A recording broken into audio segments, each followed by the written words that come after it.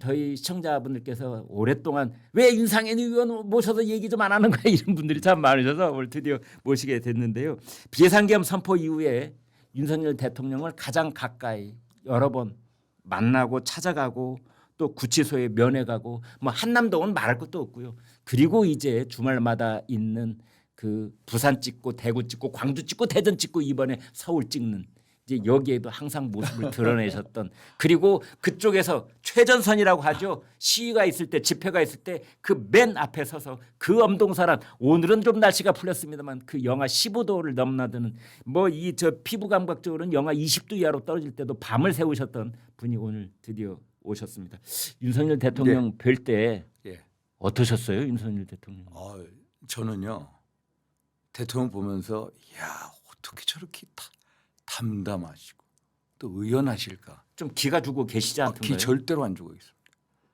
기가 너무 성성해서 오히려 1월 15일 날 이 체포영장 집행하러 오지 않았습니까? 공수처 수사관들하고 왔을 때 그때 한 10시 반 정도에 출두하시기 전에 국회의원들 이렇게 몇 분 들어오셨거든요. 그중에 우는 분들도 있습니다. 어떤 분은 들어오자마자 원외위원장이신데 이분은 그냥 큰절하고 막 엉 우는 거예요. 그걸 대통령이 이렇게 세우셔요. 그런데 그런 분들이 있으면 오히려 야 그걸 쓰다듬어 줘. 그러면 사람이 이 눈물이라는 게 전이가 됩니다. 상대방이 울면요 저희 심정을 대변하니까 자기도 모르게 울음이 전이가 되거든요. 그런데 그걸 의연하게 다 어루만져 주시는 거 보면서 야 보통 남자가 아니구나. 윤 의원님도 우셨습니까? 저는 안 울었습니다. 저는요 대통령하고 네. 뭐 사석에 형 동생 하니까 저는 제가 그랬습니다. 대통령한테 형 나는 내가 마지막 남은 남자 한 사람이 돼줄게. 나는 정치 5선까지 했는데 나는 여한이 없어. 우리가 나는 의리로 신의로 정치하는 나의 어떤 삶의 철학 정치 철학이 있는데 정말로 지금은 우리 둘이서 가치에 대한 의리를 공유하면서 같이 싸워야 돼. 자유민주주의 법치주의 수호를 위해서 같이 싸우자. 이런 그런 식으로 저희가 어떤 이런 의지의 투합이 있거든요. 저희 간에. 그래서 저는 오히려 당차게 얘기합니다. 이 대통령하고 아주 친한 의원이 와가지고 그날 막 우는 거예요. 그래서 제가 그랬어. 형 왜 울어? 지금 울 때야? 싸워야 될 때지. 제가 막 다고칩니다. 근데 윤 의원님 뭐 예. 그 과거에 우리 정치사 쭉 보셨겠지만 예. 왜 밖에 있을 때는 마치 대형처럼 이렇게 예. 뭐 좀 이렇게 어깨를 뭐 거들먹거린다고 할까요? 말을 좀 심하게 하면 예. 그러나 막상 구치소에 가면 이렇게 의기소침해지고 뭐 이런 안 분들 그렇습니다. 있잖아요. 저는 대통령한테도 예. 당당하셔야 된다고 했습니다. 사과를 하실 때도 당당하게 하셔라. 당신은 네. 아직까지 대통령이다. 대통령의 직무만 정리되어 있는 상태이기 때문에 당당하셔야 되고 진솔하셔야 된다. 그래서 진솔한 당당함을 요구하고 있고요. 대통령 구치소 가셨을 때도 보면은 너무 당당하셔가지고 오히려 이 같이 면회간 사람들이 윤 대통령께서는 우리 윤 의원님한테 어떤 말씀 주로 하십니까? 저한테 뭐 여러 가지 말씀하시는데 관저에 있을 때는 제가 관저에 거의 이제 집회가 많지 않았습니까? 저는 정말로 감격했습니다. 예. 이 젊은 분들, 애국 시민분들 네. 나오셔가지고 새벽 1시, 2시 보통 2시까지 있다가 제가 한 5시 반에 나오거든요. 2시경인데 천몇백 명이 있는 거예요. 저는 그 젊은 사람들이 국민의힘이 동원한 사람들인 줄 알았어요. 처음에는. 아닙니다. 네. 저는 깜짝 놀랐습니다. 대개는 젊은 분들이 이렇게 연세 오셔가지고. 지긋하신 분들이 대부분 이럴 거라고 예, 했는데 젊은 분들이 아니더라고요. 새벽 1시, 2시에 나와가지고 네. 막 연사로서 세상에 그 무슨 일이래요. 그러니까 마이크 잡고 말씀하시고 그래서 대통령께서 그 상황을 말씀드리면 너무너무 죄송스러워. 대통령이 깜짝 놀라셨을 것 고맙기도 같아. 합니다. 그래서 지금도 지난번에 구치소 갔을 때도 참 가장 한파에 힘들어하는 서민분들 그 걱정을 많이 하시고 특히 청년분들 얘기를 많이 하세요. 청년분들한테 이렇게 참 수고스럽게 해서 너무너무 송구스럽고 또 최후 감사하다. 결론에도 그 말씀을 마음 아프고 쉽죠. 미안하다는 그 얘기. 말씀을 꽉 간직하고 예, 계세요. 예. 그래서 저는 참 그 뒤로 이 대통령이 말씀하실 때 보면 꼭 그 2030 청년들에 대한 그 애틋한 마음이라 할까 그걸 꼭 이걸 빠뜨리지 않고 그 얘기를 저한테도 하시더라고요. 그 얘기를 예, 해주시는데 예. 그걸 꼭 빠뜨리지 않고 네. 말씀하세요. 저한테도 29개 대학생 대표들이 와가지고 예. 같이 이제 정론관에서 기자회견도 하고 내일 12시부터 마로니에 공원에서 한 10,000명이 그렇군요. 모입니다. 네. 그래서 저는 너무 대견스럽고 좀 죄송하고 또 감사한 그런 마음이 내일 마로니 있는데 공원도 마로니에 가십니까? 제가 갑니다. 아. 12시부터 이제 미리 가서 네. 대학생들하고 얘기도 하고 그러는데 이 결국 젊은이들이 왜 광장에 나왔나 생각해 보면요. 결국 야 12.3 비상계엄을 했을 때 이거 무슨 소리야? 왜 했어? 이게 말이 돼? 이런 생각을 했다가 자꾸 얘기를 들어보니까 야 민주당이 29차례 줄탄핵을 했던 거. 예를 들면 대한민국 정부 수립 이후에 문재인 정부 끝날 때까지 21차례 탄핵 소추안이 나왔는데 29차례 대통령 직무 정지 당할 때까지 32개월입니다. 거의 한 달에 한 번꼴로 줄탄핵. 또 각종의 특검 입법 폭주 이 최상목 대통령 권한대행이 38차례 지금까지 거부권 행사를 했고요. 아니, 예산안도 677조 기네스북을 매일 다시 써야 돼요. 기네스북을 4천원 677조 4천원인데 그것도 4조 원 이상은 마음대로 깎아버리고 이 소위 말해서 이런 민주당이 좀 안 좋게 얘기하면 폐악질 이런 거에 대해서 이제 젊은 분들이 알게 된 거예요. 그리고 그래서 좀 우리가 좀 내가 얘기를 하고 개몽됐다는 얘기 하잖아요. 젊은 분들이 전부 뭐 카톡으로 했는데 보니까 카톡을 검열하겠다고 그러고 유튜브도 또 하겠다고 심지어 여론조사 기관도 또 조사하는 특위를 만들고 도대체 이 민주당 이분들이 집권을 하면은 도대체 이 나라를 어떤 전체주의 사회로 이끌어갈 건가 이런 거에 대한 염려를 다 가지고 있는 겁니다. 그러니까 젊은 분들이 대거 나온 거예요. 그러면서 기본적으로 이번 이 탄핵과 구속 사태의 본질은 결국 대한민국의 법치주의, 자유민주주의 체제가 무너지는 거 아니냐 이런 거에 대한 두려움을 많이 갖고 있어요. 그래서 체제 전쟁이라는 말을 제가 서울대에 있는 대학원생 두 분하고 인터뷰를 한 적이 있는데 그분들도 와서 그런 얘기를 하더라고요. 이건 체제 전쟁이라고 봐야 된다. 네, 체제 수호 전쟁이라고. 저도 그래서 싸우는데 결국 그래서 저는 안타까운 게 뭐냐면은 이 탄핵과 구속 사태의 본질이 체제 수호 전쟁입니다. 법치주의가 무너지고 있다는 거. 예를 들어서 뭐 공수처 대란죄에 대한 수사권이 없는데 거기서 영장을 발부하는 것부터 위법적인 사례거든요. 또 영장이 발부됐는데 형사소송법 110조 111조 적용을 예외로 하라. 이순영 서부지법의 부장판사는 그런 제가 그 1차 체포영장을 1월 3일 날 그걸 봤습니다. 그랬더니 체포영장 거기에다가 두 줄로 쪽지를 붙였어요. 형사소송법 110조 111조 적용을 예외로 해라. 아니, 세상에 이런 초법적인 기상천외 영장이 어디 있습니까? 저도 황당해가지고. 그래서 서울 서부지법의 판사가 국회의장이에요. 그런 식으로 법률 개폐권은 당연히 국회의원이나 헌재에 있는 건데 그래서 1월 15일 날 새벽 5시에 공수처 이제 또 검사들이 영장을 이제 제시하는 거예요. 그래서 윤곽근 변호사가 저 가장 먼저 본 게 플래시라이트를 켜고 새벽 내 윤 변호사한테 야 그거 있냐 없냐 지난번에 1차 체포영장에 있던 그 규정 앞에 있어 없어 그러니까 없어. 그러니까 서부지법 스스로가 잘못된 영장을 쳤다는 것을 보여주는 거예요. 그래서 2차 체포영장은 이 신한미 부장판사가 발부를 했더라고요. 거기는 형사소송법 110조 111조 적용을 예외로 하라. 이런 얘기 자체가 없어요. 그러니까 형사소송법 110조 111조 적용을 받아야 돼. 그러면 그게 군사상 공무상 기밀 장소를 수색할 때는 책임자의 승낙을 얻어야 되거든요. 당시 대통령 경호처 김소원 처장이 여기는 국가보안시설, 기밀시설 각급입니다. 그래서 여기는 할 수가 없습니다. 승낙을 불허합니다 해도 그걸 밀고 들어왔어요. 그러니까 위법하게 영장 집행을 한 거예요. 그렇게 들어왔. 그러니까 영장 청구로부터 발부하고 집행하는 게 이 위법에 위법을 하는 거 보면서 대통령이 그러시는 1월 15일 날 출두하시기 전에 야 내가 검사 생활 30년 이상을 해봤다. 그런데 나도 이렇게 수사기관이 이런 식으로 때 우거지를 써가지고 그래서 불법을 자행을 처음 봤다. 그날 만약에 윤 대통령이 끝까지 버티겠다고 그렇게 지시를 내렸으면 사실은 큰 일이 날 수도 있었는데 큰일이 날 수 있었습니다. 근데 그걸 최종적으로 내가 가마 간다. 그래서 체포영장 딱 가져와서 하니까 그 전에 그쪽에 체포조들이 들어올 때는 우리도 그걸 계속 보면서 바짝 긴장하고 있었거든요. 아 저기에서 혹시 총성이 들리나 뭐 이런 걱정까지 저도 했는데 이제 공수처 그 이제 수사관들을 따라서 변호인들하고 그때 뭐 우리 송진호 변호사하고 김계리 변호사하고 이제 쭉 치고 들어갔거든요. 그래서 가장 겁냈던 게 유혈 사태인데 그래서 유혈 사태를 막아라라는 게 이제 대통령의 뜻이었고 그래서 체포영장을 이제 우리 이 수사관들이 와가지고 딱 제시하니까 제가 야 알았다 내가 간다 이렇게 하면서 볼 필요 없다 뭐 이런 식이었습니다. 그래서 그 과정을 제가 보면서 야 윤석열이라는 분이 대단히 야 의원하고 진짜 남자 중에 남자구나. 제가 사실 여의도 정치를 뭐 한 20년 가까이 해 왔으면서 야, 정말로 저하고 저는 가슴으로 정치를 해야 된다고 생각합니다. 그래서 가슴으로 정치할 수 있는 사람이 배포가 있는 사람이 누구냐 봤더니 그게 윤석열이라는 그런데 사람이에요. 지금 그래서 이제 저 윤상현 의원께서는 뭐 윤석열 대통령에 대해서 이제 일방적으로 지금 이렇게 네. 박수를 치시는 말씀을 하고 계시는데 그때 우리가 가지고 있던 솔직한 생각은 이런 겁니다.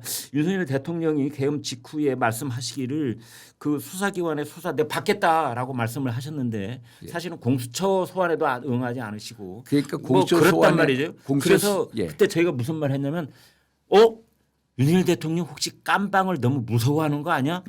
그런 말까지 우리 했었어요. 예, 이 왜 그랬냐면 네. 공수처가 내란죄에 대한 수사권이 없습니다.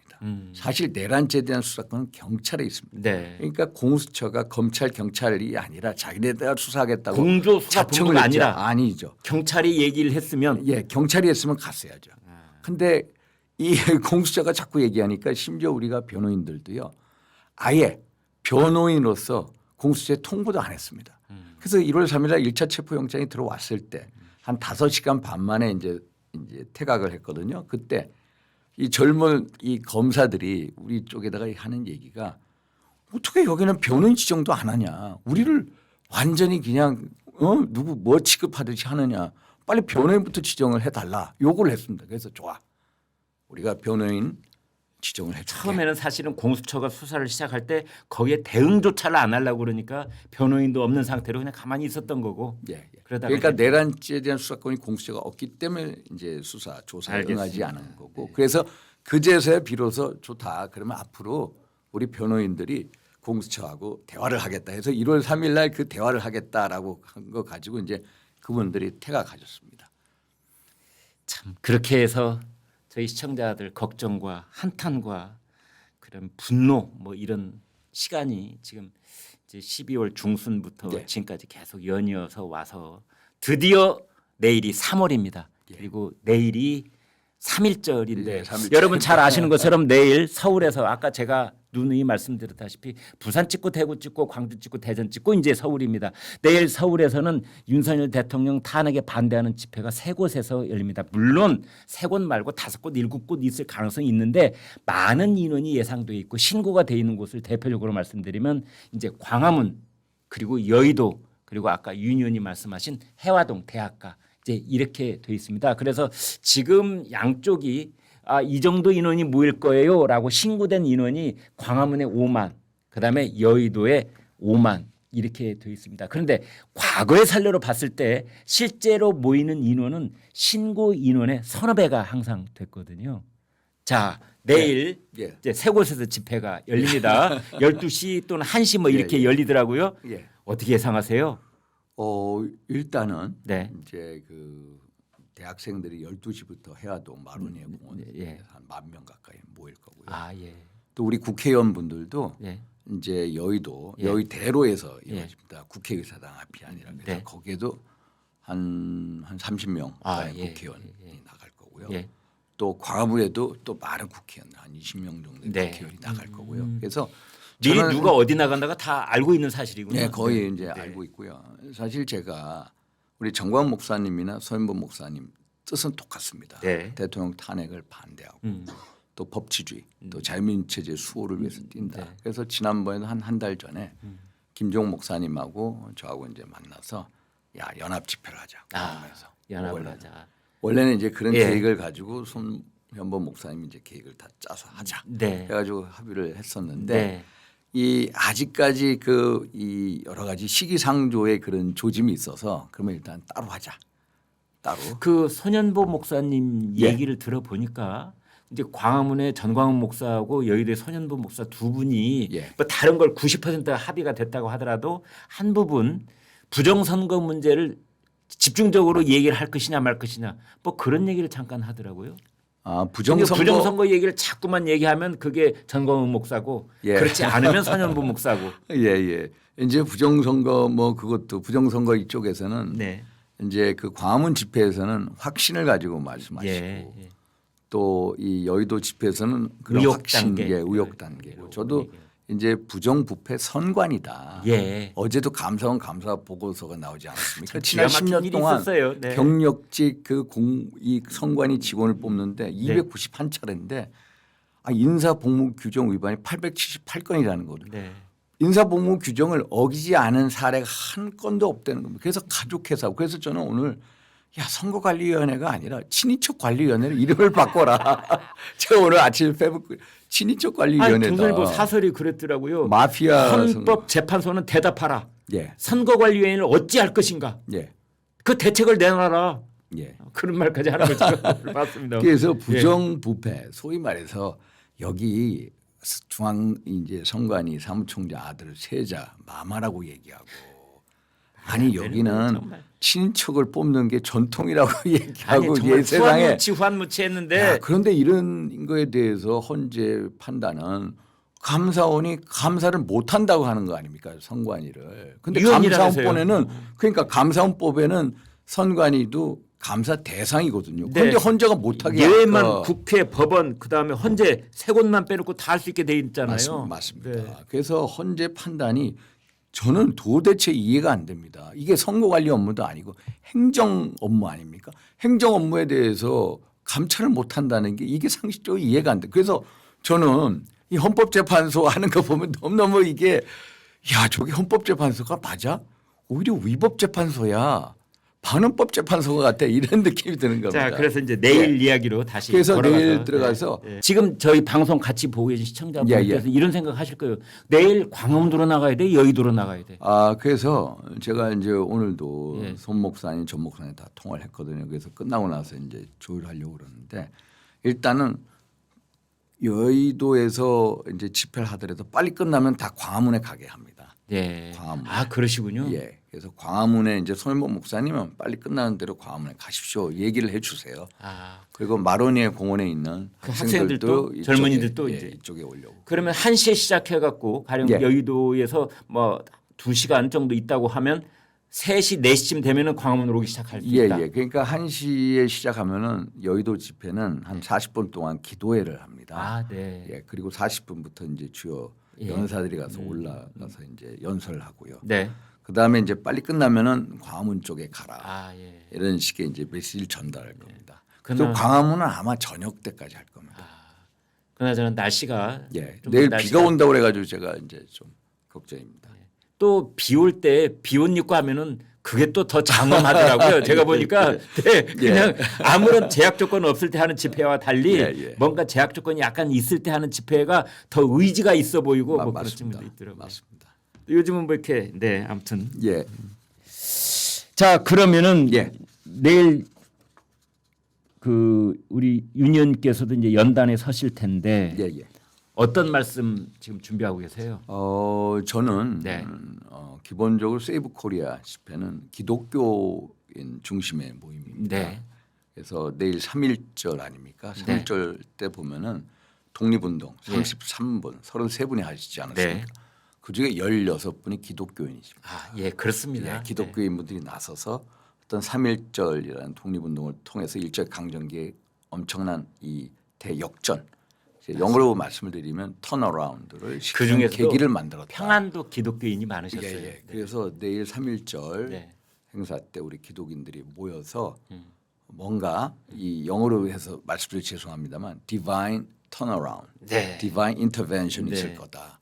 번역도 좀 해주세요. 이 divine 그러니까 거룩한 하나님의 intervention 개입이 있고 turnaround 전환점이 전환점이 될 거다. 이게 하나님의 거룩한 개입과 어떤 전환점이 전환점, 역사심 뭐 이런 대전환의 계기가 될 거다. 이런 아무튼 얘기를 지금까지 저 지역을 쭉 이렇게 이제 저 남쪽에서부터 지금 올라온 셈이잖아요. 지금까지 볼 수 없었던 가장 많은 인파가 몰릴 것 같긴 해요. 그럴 것 같습니다. 네. 그 얼마가 될지는 감히 예단하지 않겠습니다. 그런데 그런데 여기서 궁금한 거는 이겁니다. 국민의힘 의원이 108명인데 아까 말씀 주신 것 중에 이제 50명 정도가 제가 보기에는 한 50분 정도가 이제 광화문 집회에 나올 것 같다 보이는데 저는 이제 광화문 광장에 나와서 연설한 게 12월 한 중순 정도부터 시작했거든요. 그때도 의원분들이 많이 나와 계세요. 왜 나와 있냐면 광화문 광장에 당원분들이 많이 오세요. 심지어 이 경상도의 어느 지역에서는 버스 30대가 내려 올라옵니다. 광화문으로. 당원들의 이 어떤 이 자발적인. 그건 지금 버스 하면은 이제 저쪽에서는 동원한단 말이냐? 동원이 아니라 윤상현 다. 의원 오늘 자복했어. 동원했다고. 당원들이 자발적으로 십시일반에서 옵니다. 네. 그러면은 국회의원이 서울에 있는데 당원분들이 광화문에 오시잖아요. 그러면 다 광화문 저는 뭐 연단에 올라가지만은 보통 의원님들 안 올라가세요. 그러나 다 그 인파 속에 같이 근데 묻혀 윤님께 있다. 예.